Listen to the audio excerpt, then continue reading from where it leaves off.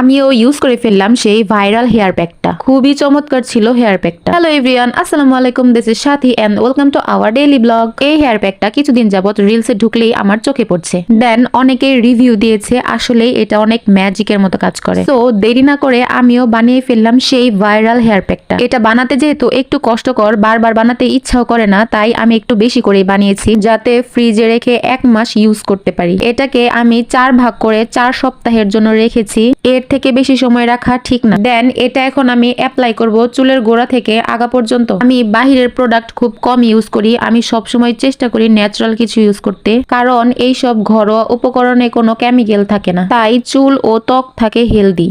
প্রাকৃতিকভাবে চুল ও ত্বককে যারা ট্রিটমেন্ট করে তারাই জানে এর উপকারিতা কতটা। আমার অ্যাপ্লাই করা শেষ, দেখতেই পাচ্ছ আমি কিভাবে অ্যাপ্লাই করেছি। এই ভাইরাল হেয়ার প্যাকটাই কি কি ইউজ করেছি তোমরা যদি জানতে চাও তাহলে কমেন্ট করো। সো আল্লাহ হাফেজ, টাটা এন্ড বাই বাই।